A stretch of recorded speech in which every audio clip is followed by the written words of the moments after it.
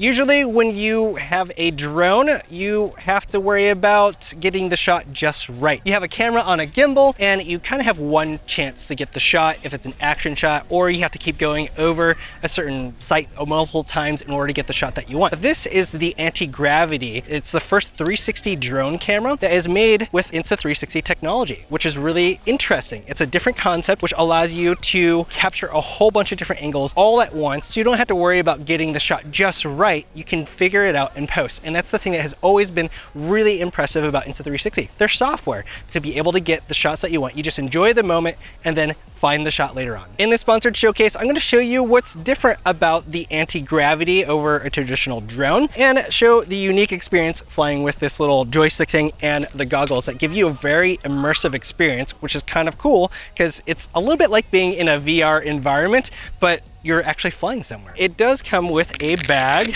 and there's a lot of goodies inside. We have a hard shell case where the drone is stored in. Really important because you have a 360 camera in there and you want to make sure it's protected. If you do run into any sort of issue with scratching the lens, they do have a lens repair kit. Since it's an offshoot of Insta360, it's kind of the same feature set that they have on their 360 camera, their most recent one. They have all the little squeegees and cleaners and stuff like that so that you can replace it in case it scratches. There's also additional propellers, which is really important for a drone, and then additional lens adapters for the goggles. If you get an upgraded kit, you also get additional batteries. The stock battery is 2360 milliamps, while the upgraded ones are 45 milliamps. So that'll give you some extra flying time. This is actually kind of neat because it will pack really thin and light, but there's actually a third charger on here, so you can charge all three of them. There's a little display that's on here that will indicate the charge levels of all the batteries when you're charging it, and if you want to, you can use it as a battery bank. And then you have the controller. It has a little wrist strap, which is really good because you're going to be locked into the,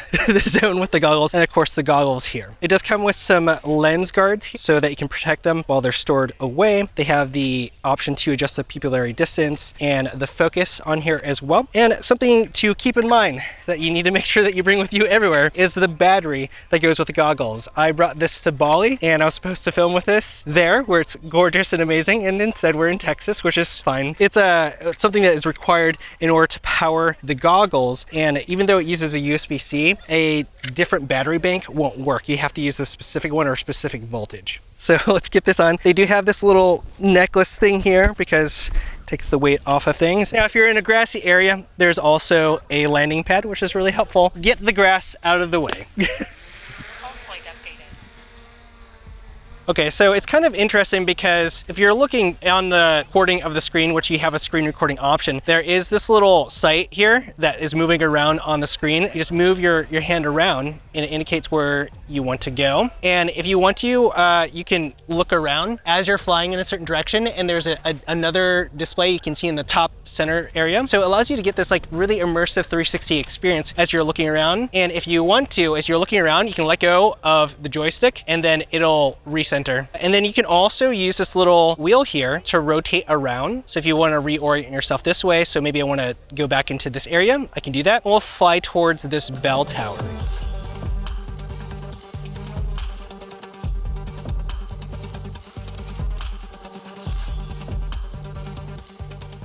Okay, that was cool. Now, there are a bunch of different little settings here that you can utilize to take advantage of cool little monuments or sites like this. We're gonna use some of the built-in features that allows you to get some dynamic shots without needing to get the movements just right. It'll do it all for you. So we'll go into the menu and we'll have a Sky Genie setting, and it has an option to do something called orbit, anti-gravity line, flyaway, ascend, and spiral ascent. Let's try the spiral ascent. That one looks really cool. So there's this little button here on the left side that you will use, and it's now starting the spiral ascent right now. So it's going around the bell tower at the moment and gonna get a really cool shot. It'll give you an indication as well of the percentage of the process, you know, how far through it's gone. On the screen, you also see different things like the battery levels for your controller, how much recording time you have on the goggles, because there is a micro SD card available in the goggles to record, the screen record, as well as the recording time on the drone itself. And if you are someone around looking at me doing my own thing, you can actually view what I'm seeing because there's a screen on the goggles themselves. Isn't that crazy? Okay, now we're in the studio right now because one of the best things about a 360 camera, especially with Insta360 technology, is the ability to import the footage into their little editor and then reframe things just like you would on their Insta360 360 cameras. So I have some of the footage that I filmed here in the little editor that they have here, and you can see that you can move all around 360 wherever you want. So you have the ability to frame things, create keyframes. So you can see that over here I have some that were set up over here, 4 different keyframes for this shot over here. And so as I'm flying through things, I'm just picking where I want it to go, which is really nice and convenient. So the editing is actually pretty simple. You can just look around in the area. You can set your entrance and exit points here, and it gives you a bunch of different preset viewing directions if you want to do that, but I'm just going to keep it based upon where I want to center it, and I'll choose that as a keyframe. So as it's moving away, I can just manually choose the orientation of the camera and create those keyframes, and it makes it a little bit easier to get certain shots that look very nice and smooth. Here are some that are already put together that you can look at and see how the keyframes play out. So I'm just flying straight in one area, but this is allowing me to lock on to this one area of this house over here on the side and make sure that it is in frame the whole time. Another thing you can do is you can do some tracking on here. So if you do a deep track and say I select this church over here, this parsonage, I believe, and you can just highlight it. It'll lock on and you can start tracking. So there's a lot of shots that you can get with this that I wouldn't be able to get normally with a typical drone. And so having 360, I'm able to just fly past something really quick and get something that's really dynamic and energetic. I would say the deep tracking is probably my favorite feature on this for getting those types of shots. And because of these keyframes, this is really awesome for situations when you're capturing sports. So in this case, I have it going up here to this tennis match here, and I'm able to get something that seems really dynamic and interesting and cool just because I happen to be flying over it at the right time. I wasn't intentionally trying to film them, but I got something really cool because of it. There are other things on here as well, like a virtual cockpit, which is kind of neat. It can help you a little bit with like orientation. So you can choose like a dragon. Whoa. It's like you're flying on a dragon right now. It's crazy. There are 2 different modes on here as well. So there's a free motion mode and then the FPV mode. And the FPV mode does a little bit more with the horizon adjustments that can get a little bit more of that dynamic movement. But free motion mode is a little bit more leaning into the 360 experience there that makes it really easy to fly and then reframe it later on. So it's the one that I prefer. There's a neat thing in here as well called defog. So if your lenses inside the goggles end up getting a bit foggy and stuff, you could actually just like click on that one. And then I hear a bunch of fans starting to circulate all of this air inside the goggles to help defog the lenses, which is really crazy. You can also view the gallery here in the goggles if you want to, so you can see what we're looking at. And then there's a map on here as well. What's really interesting is that you have this option for the SkyPath recording. So you just fly a certain route and then you can have it run the route again afterwards. So someone else can just get into the goggles and view the path in there so they don't have to worry about flying. It flies on its own. Dude, this place looks crazy. Yeah. Now this is all powered by the OmniLink 360 transmission system that uses micro LED displays in the goggles so you can see everything that's going on while you're flying. And if you run into a situation where it does happen to lose connection, it'll just stop and then automatically go back to the home base. So it lost some signal. It literally went black and white.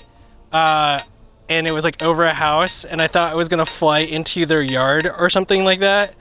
When it regained signal, I saw it like about to hit the roof, but it had the sensors on there to prevent from doing that, and it started chirping. So it's doing return home right now, which is really nice. It's really comforting to know that there's all these safety features that are built into it. So if you are getting close to hitting something, it won't hit something. And if you lose signal and it's about to hit something, it still won't hit something, and it'll default to returning to home. So right now it is coming back to the home point right now. We're all good. We didn't lose the drone. I can see it flying now that it has connection and everything, and you hear it beeping.